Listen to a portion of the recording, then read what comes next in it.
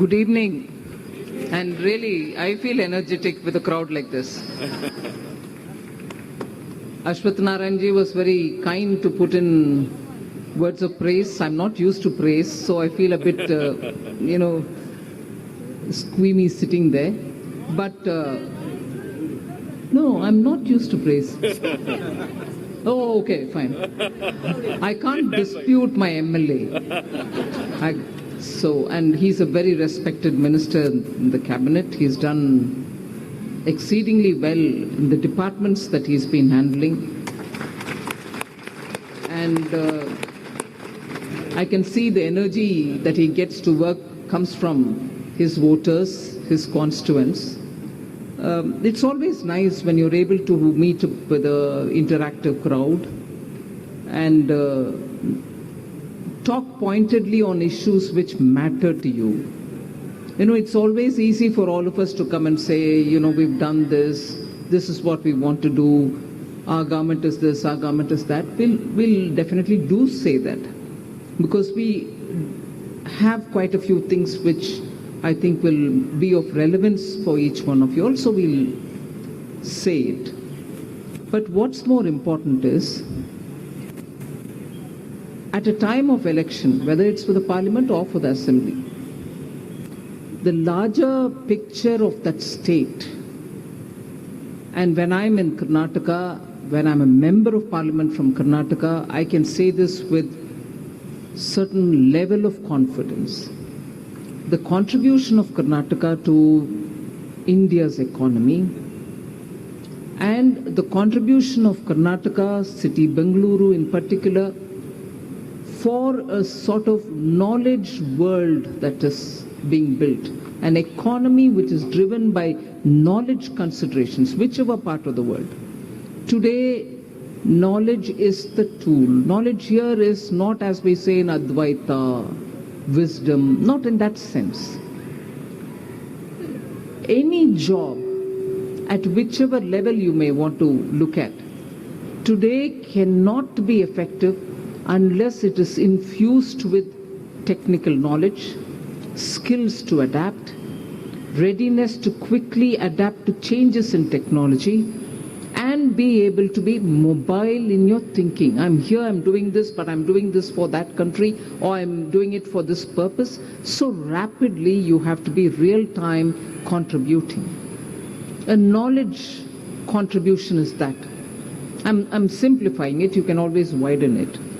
So 21st century is going to be driven by knowledge skill sets. Anything that you talk about in any part of the world. And that is recognized by all, and people do now look up to India for that reason. And we proved it at least in the couple of years, although work had started quite some time ago. And I'm talking hard politics here, because most often you hear the opposition party, particularly the Congress party, saying you don't want to give credit, we started that, we sowed the seed, but for us, nobody denies anybody's role. But if it takes 70 years for you to do something, given the drive, the commitment, the political will and the vision for India, Prime Minister Modi and the team, and therefore the party which is aligned, is able to deliver it in a shorter period. You also do. I'm not denying it. And there could be challenges in your period, there are challenges in our period as well. So if you talk hard politics, don't sound like a victim. I would appeal to the Congress party. Take pride in what's happening now. The government may be of a particular political dispensation, but it's the people of India who are doing it all. Wouldn't you want to be aligned with it? So the repeated, victimhood of you've forgotten Jawaharlal Nehru. Nobody can forget Jawaharlal Nehru. He was the first Prime Minister of the country. You've forgotten the contribution made by ABC. No. But can we move forward, please? Can we take this country forward, please? And in that, can we take this country forward with people who want to come and join forces, not stuck stuck with a family. And therefore I say, look, please, let's all look at it not so much for party's sake. India needs to move rapidly now. You've reached, it's like takeoff time, where you boarded your flight, it has taxied all its way, and then it's about to take off. At that time, no, you didn't take off the way in which Ye took off or Nehru took off.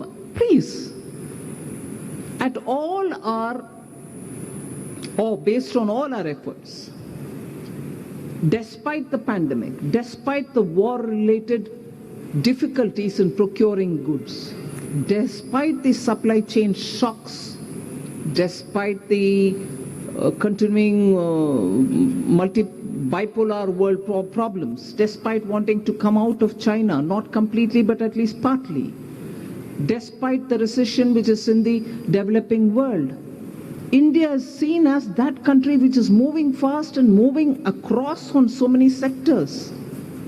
And it cannot be just one person, it's all of you all.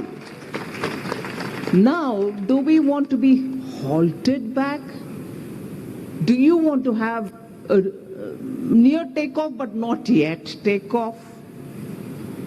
Do you want to say, no, let me slow down a bit because some sections will have to still be convinced about? But come on. We can't afford to, sit back this time around. We've had several opportunities. I'm not blaming anybody. Unfortunately, we just couldn't catch the bus. Let's not lose the opportunity now. And this would be my call even in 2024 for the Lok Sabha. But now, Karnataka is an important state in the Indian economy. You contribute so much. Your contribution is also going to be the raw material for a futuristic India. You are setting the pace for that new India, which is going to be knowledge-based India. You've already shown the signs. At this time, if you go in for an instability, political, you go in for a certain, situation where people are just saying, oh my God, what's going to happen? Is this government getting formed? Is this government not getting formed? What is going to be the situation? And leave governance to be let, settling its own high water mark. It's not going to help the state. There should be stability in the state, as much as stability in the center. You need leadership which can stand out and say, look, I'm doing this for Karnataka because that's what I want to achieve.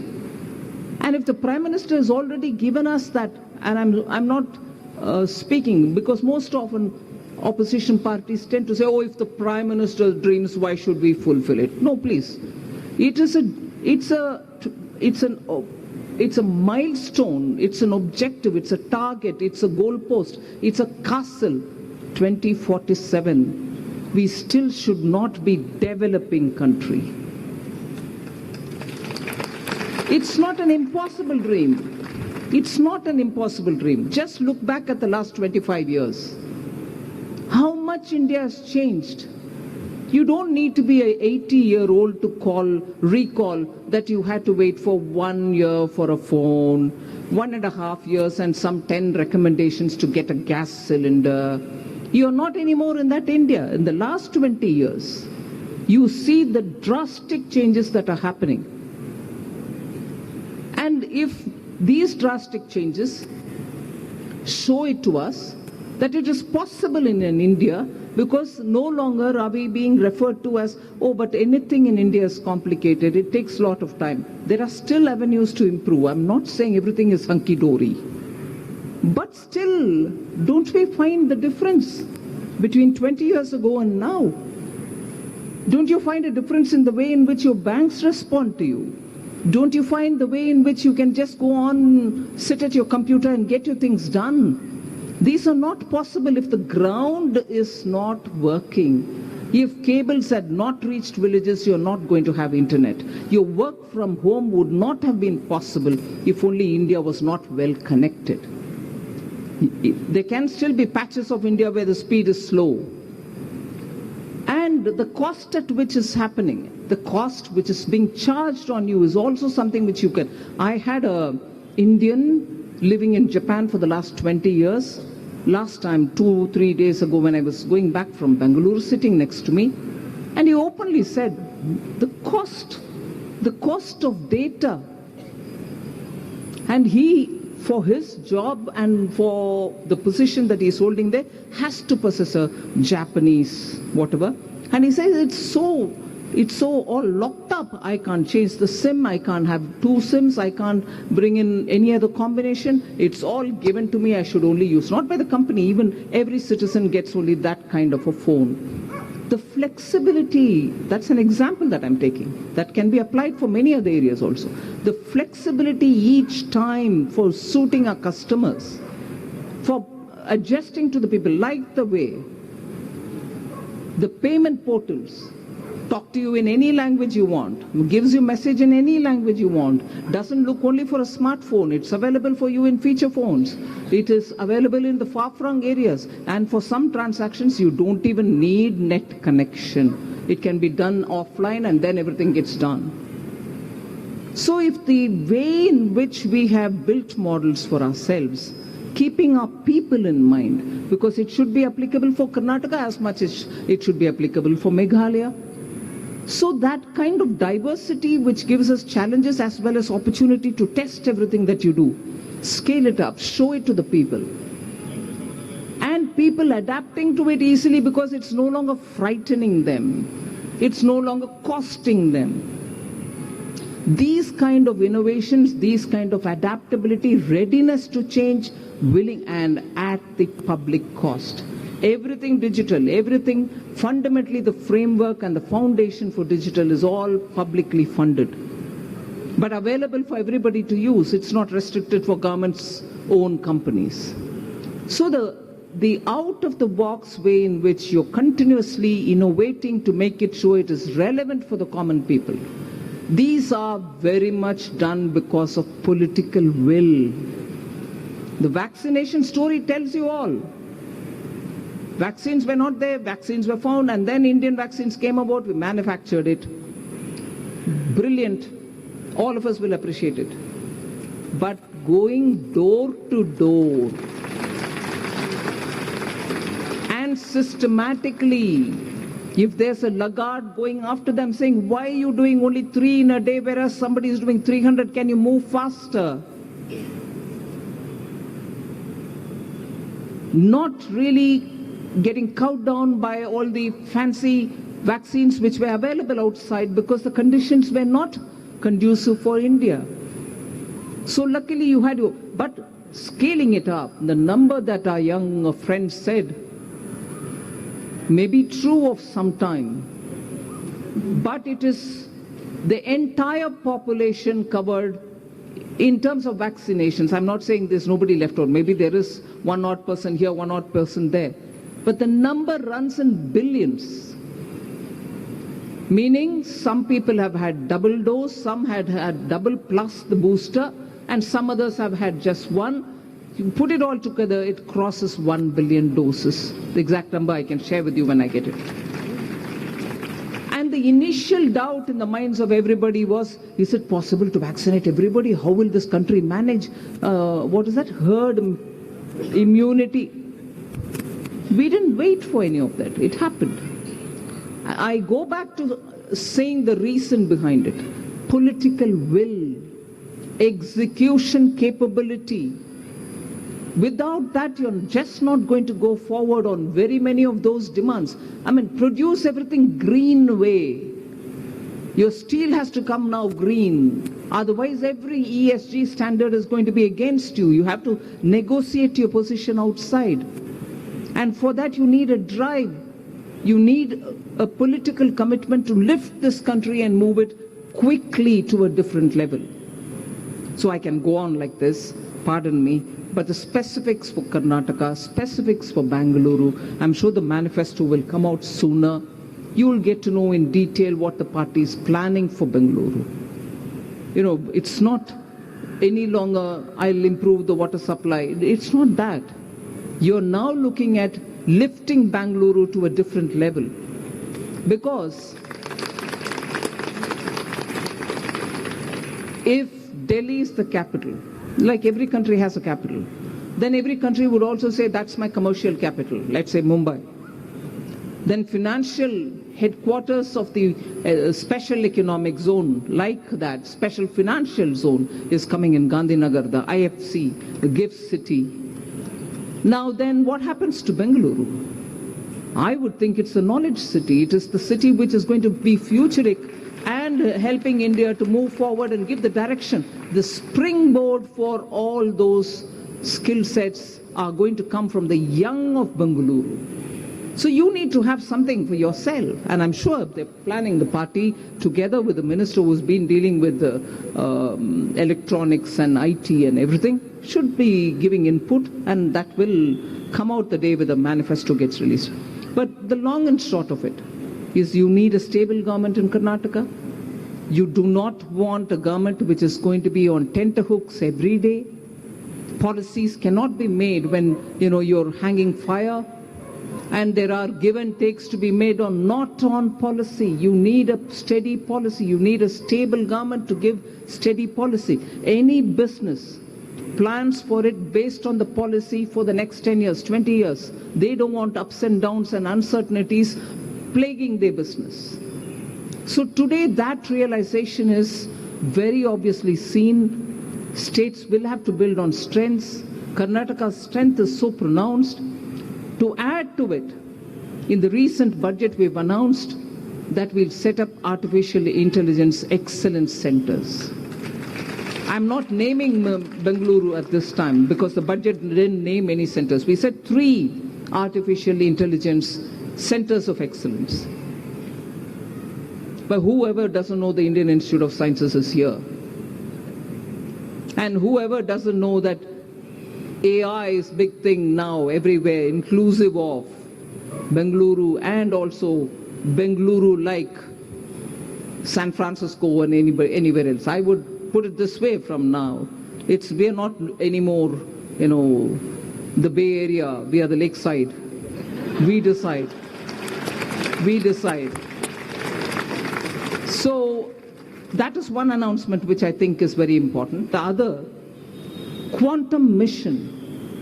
Again, Indian Institute of Sciences is here. Again, so many different pharma hubs, medical devices being made here. And the state government in the last few years, with Minister Ashwath Narayan, Chief Minister Baswarajji Bommai, the miracle of Bengaluru is now planned to be taken also to other centers. Bengaluru will be the trendsetter. But we want one such a thing happening in Mysore. We also want one such a thing happening in Mangaluru. Also one such a thing happening in Gulbarga, and so on. So many more centers of intense economic activity and therefore blooming into its own oasis is what is being planned. I was very impressed when I went to Kalyana, Karnataka yesterday. Quite a lot of activity because mega industrial textile park has been announced. Any textile park or anybody who's familiar with textile centers will know, okay, we export apparels, we'll export material for jeans, and we also export, garments. All that is one story. When you're talking of industrial textiles, it's a totally different one. It may include upholstery and big time, large multi-starred hotels getting their fabric and everything, but it also means that when you're sitting in your car, the airbag, the material which is required for making airbags. In India, probably just 2, but actually every seat abroad in the car has an airbag. The material comes from industrial textile. So the mega industrial textile park which is coming in Kalburgi will be producing from the upholstery down to the airbag material. You can see the market size. Everywhere in the world you need, for every car that is produced, you need an airbag. Not 1, maybe 5. So these are things which you need to bring in with a certain vision saying this is appropriate for a belt which requires jobs as much as has the capacity to take it, because nearby areas grow that kind of cotton. That area's cotton is so special. We need to use it with its value being appropriately given. So the industrial textile park, making sure that fertilizer capacity in Mangaluru is increased, Kudremukh is increased for steel ore. Bengaluru port is being increased in its capacity, and the Sagarmala makes it cheaper for us to move goods within India if you take it through the sea route. So there are so many such things which I can add, but humble submission before this very, very motivated and elite audience is, please support BJP. We do not want any uncertainty in Karnataka. We want a stable government. I was fairly surprised to see yesterday somebody had made a comment saying, please look at Prime Minister Modi, Karnataka's bhavishya ke liye vagera. And someone else said, what? You couldn't get a Kannadiga? You want Modi? I was astonished. He's an elected Prime Minister, has shown what he can do in a state. After which, in 2014, because all of us desired a stable, good, visionary-led government, we gave the oath in 2014, which we reinforced in 2019. Post that, he has shown drastic leadership skills, particularly during pandemic, then the war, and today India is the fastest growing economy. Now, what's wrong if we refer to the Prime Minister, who equally attends to every state as much as Karnataka, to say, please, let's look at the leadership of Prime Minister Modi and decide for the future of Karnataka. What's wrong in that? To invoke regional sentiments, to kindle those kind of emotions as though one is pitted against the other, are all tactics which we should not pay heed to. Let them say what they want. We want a strong, stable and future-looking, highly contributing Karnataka, which for its young should give hope. Our youth should not, our children should not be led to say, what's happening, Ma? Why is this like this? Why? No, I want them to just free of all that, move forward and enjoy every moment of what they are doing and be happy to be where they are. That's what we want, and that's what we should work towards too. So I won't take more of your time. Thank you very much for coming. I humbly request, support BJP, vote on Kamal. You're voting for your dear candidate, Ashwath Narayan ji. Give him back one more tenure. And on that morning, two things. I also belong to middle class, so I can take a bit of liberty. Don't mistake me. Don't plan for any picnics. Don't go out before you give the vote. Post, going and giving your vote, drive off from there to any picnic that you want. But after you cast your vote. And if some of you all are going to be, delayed because of your breakfast and whatever guests at home, I would say, please just go rush, cast your vote, come back and make an elaborate breakfast, enjoy yourself. But first, as they say in Hindi, Pehle Matdan, Fir Jalpan. Thank you very much.